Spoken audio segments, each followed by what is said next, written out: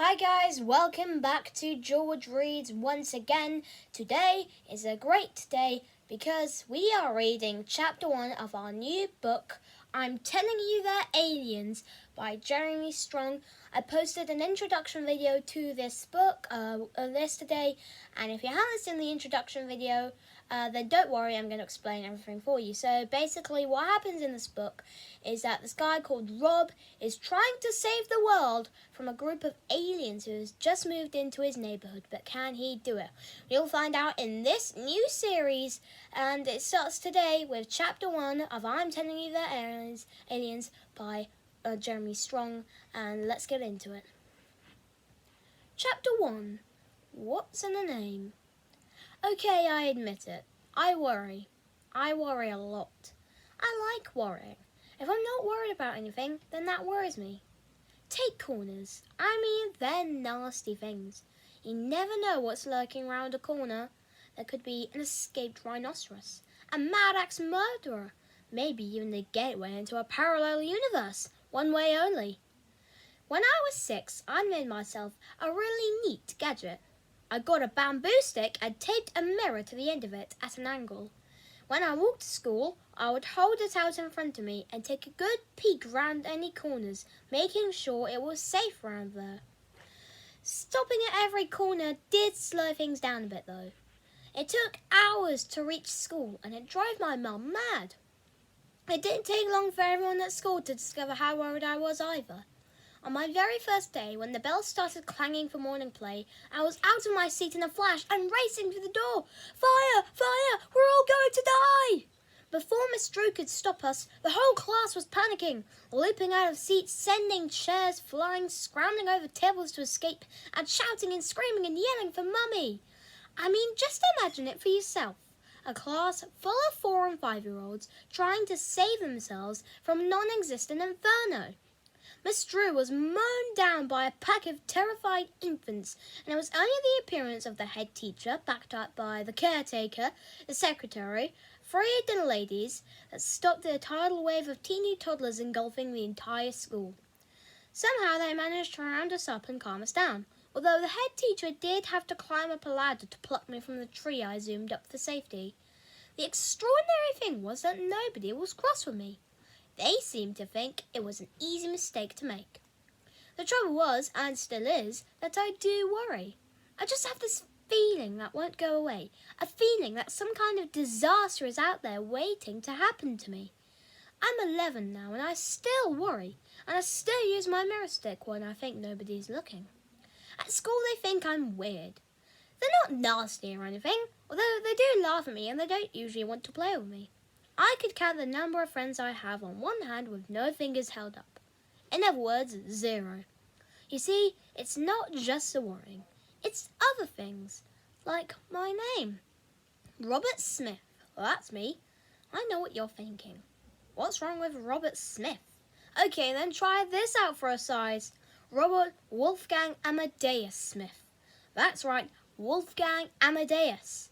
My parents like classical music. Their favourite composer is Mozart, so they gave me his names.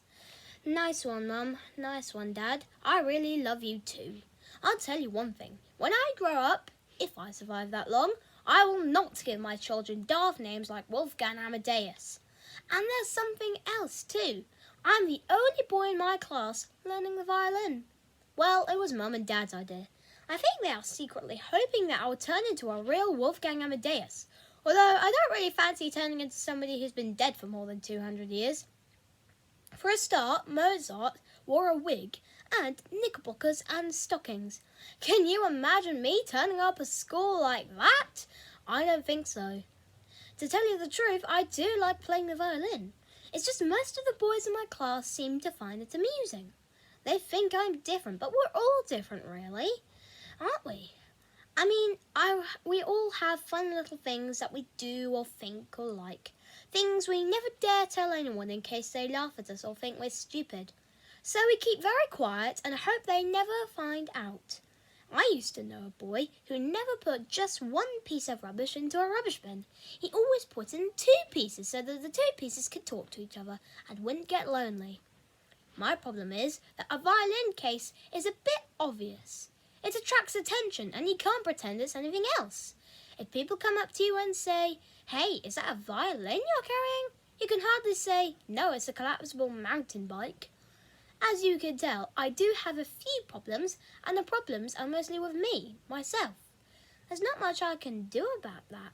I can't suddenly stop liking music or stop worrying for that matter. I can't just change myself. This is how I am. But I do have things that help me get by.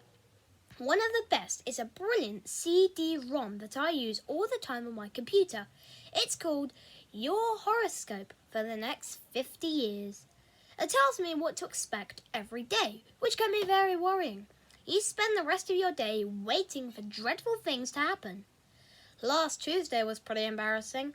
I went through the astrological predictions for the day on the computer, and it said the world would end at 23 minutes past 11 because an asteroid was going to smash into planet Earth. Mind you, it did give a horoscope for the next day, and the day after that, and the day after that, which is a bit weird when you think about it. I mean, if the world's just been destroyed by an asteroid, you can hardly have a future, can you? I warned everybody at school, and would they listen? Of course not. At 22 minutes past 11, we were in the middle of maths and I climbed underneath my desk.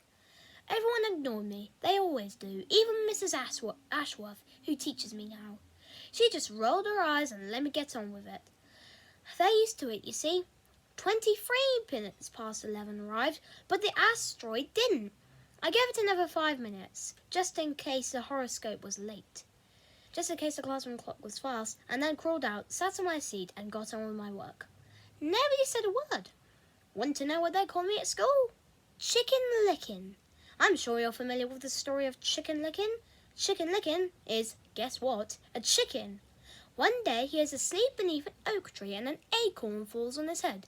He jumps up, terribly worried, because he thinks the sky is falling down. He goes racing around the countryside, telling all the other animals, "The sky's falling down, the sky's falling down, we're all going to die."